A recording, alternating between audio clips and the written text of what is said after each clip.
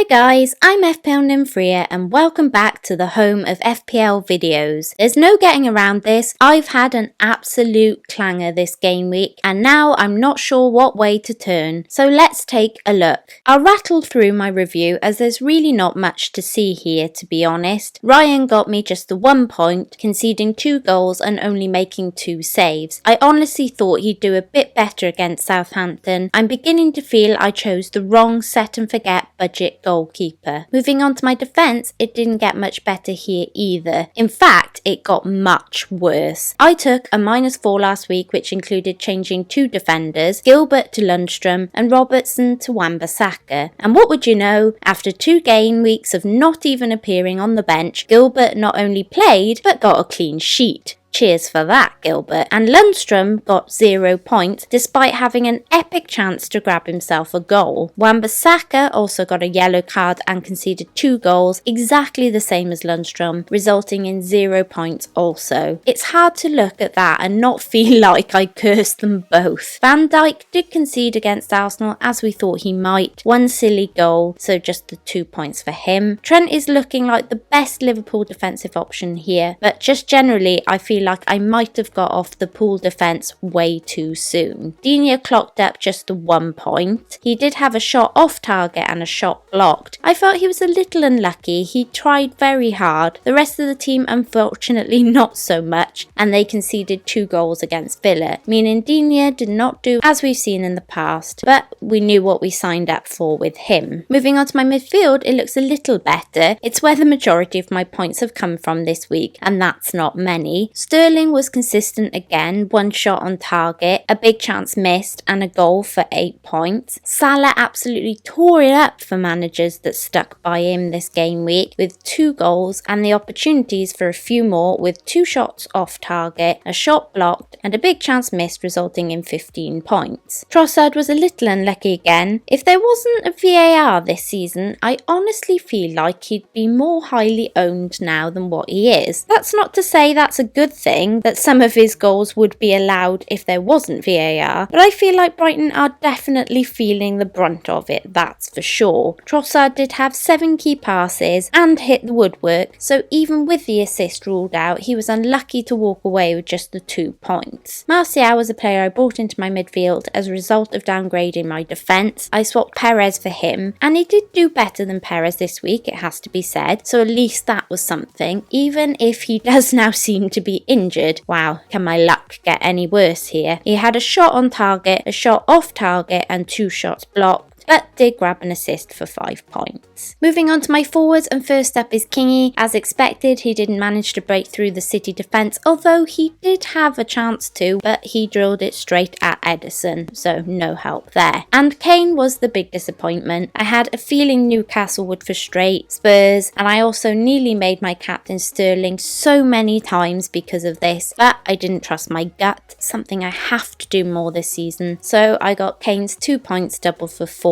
But I'll go into Kane a bit more in detail in just a minute. All of that means I ended up on a total of 40 points, dismal, so 36 -4, an absolute disaster and a massive red arrow, placing me at an OR of 858,663. Looking forward, and this is how I'm looking at the moment, I've lost confidence in my team and I'm now not sure how to fix it. My -4 didn't pay off last game week despite Martial's assist, and I've already done King to Pookie for game week 4 using my free transfer. I didn't even wait for the Chelsea-Norwich game to be over. That is the first time I've ever made a transfer this early in a game week. It could backfire horribly. The problem I now face is this. I feel it is imperative moving forward to have another City attacker. So I can take a -8 to swap Trossard and Kane to KDB and Barnes or Haller, or Trossard and Kane to Aguero and a 5.4 mid. Either way, that's a -8. But after this week's hit not paying off, it's made me a little nervous to take such a big hit so early on. So, should I wildcard? Well, there is a few things I could change about this team, that's for sure, but I feel like my mid isn't far off the template wildcard team, maybe minus KDB or Mount. My defence probably has 3, maybe 4 of the players of a template wildcard team, and now that I have Pukki in up front, I'm really only in need of shifting Kane, who, if Spurs get their act together for Arsenal, which knowing my luck they will, could easily nick something against us. We are not as defensive as Newcastle, you know that, there will be gaps. The problem is Kane's tracking back play. He's so deep at the moment that 70-80% of the time he's behind the attack when it turns around, placing Lamella, Moura and Sonny ahead of him and more likely to get returns. I could of course hold. This seems the most popular choice on Twitter after inquiring with the Nymfam. This does have its advantages, as in I'll get another chance to look at the players next game week. The -8 would be reduced to a -4 should I make one of the transfers mentioned earlier a week later, or I could wildcard